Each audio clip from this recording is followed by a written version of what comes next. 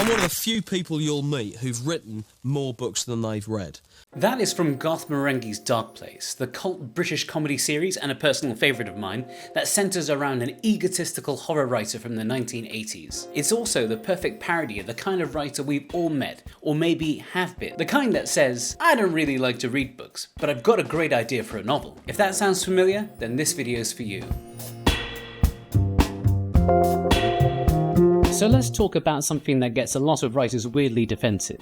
Reading. Specifically, the idea that you could be a great writer without reading much or at all. Now, I'm not here to shame you. I'm here to show you why reading makes you a stronger, faster, and more confident writer. So let's get into it. 1.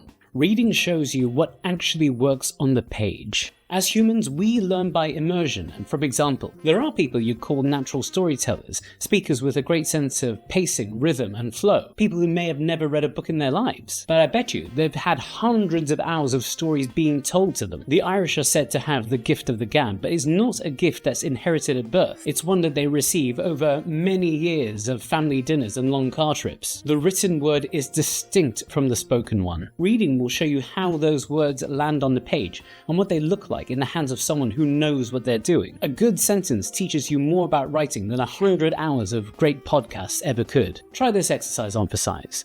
Pick a book from your genre and highlight one sentence from each chapter that just grabs you. Ask yourself, why does this work? Is it voice? Word choice? Use of tension? Here's the first line of Naomi Novik's Throne of Jade, a fantasy novel set in the time of the Napoleonic Wars. The day was unseasonably warm for November. But in some misguided deference to the Chinese embassy, the fire in the Admiralty boardroom had been heaped excessively high, and Lawrence was standing directly before it. In that single sentence, we see the senses activated, it being unseasonably warm. We get an image of the Admiralty ballroom with a massive heaping fire excessively high, and we could almost imagine the silhouette of a man, Lawrence, standing in front of this heaping fire. And we also get some sense of voice. In some misguided deference to the Chinese embassy, we can tell that there is a point of view, an opinion. Are we hearing the story from Lawrence's point of view? That's how you build your toolbox, by studying what already works. 2. It gives you the language to fix your writing. Reading also gives you the ability to think and speak critically about writing. When I say critical, I don't just mean, oh, I really like this book, or I really hate this sentence. It's the ability to express and internalize why something works and why it doesn't. You might be writing the climactic scene of your thriller, and you sense that something's off. If you've read a couple of great thrillers recently, you'll be in a better position to diagnose what the issue is. You'll remember how Lee Child starts his scenes right in the middle of the action, or how James Patterson's dialogue gets more sparse as the action ramps up. Think of it like this.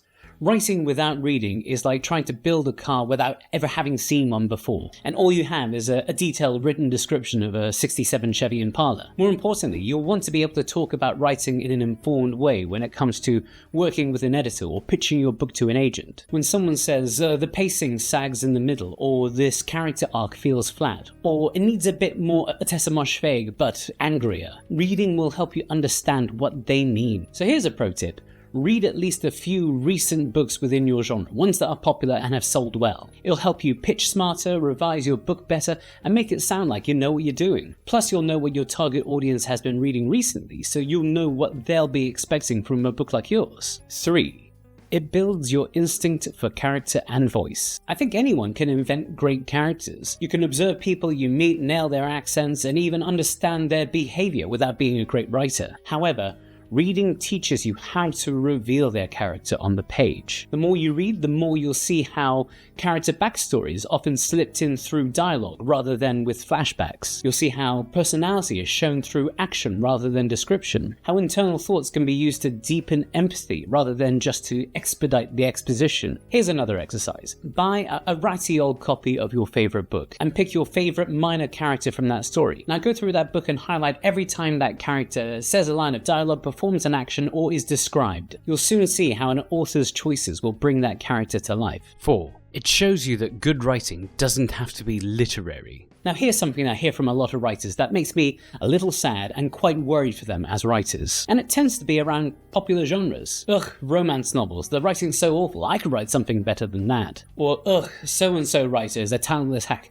I can't believe he's a bestseller, the writing is just awful. But here's the thing, If a book is popular, it's probably doing something right. People don't actively go out and seek terrible books and then recommend it to their friends. I find that this kind of reaction to popular fiction is common amongst folks who, again, no offense, don't really read books, or haven't read that many books as they had to in high school, and have this idea that to be a great writer, you should be some sort of genius wordsmith like Salman Rushdie or Nabokov. And those are the sorts of first-time writers who end up with manuscripts filled with pages and pages of, if you'll forgive me, pretentious guff. Reams of flowery description that's devoid of story and the sorts of things that readers actually find interesting. Reading literally trains your brain to think in narrative. It teaches you rhythm, subtext, structure. Each page you read is like a real-world lesson in storytelling. And you don't have to binge 300 pages in a sitting.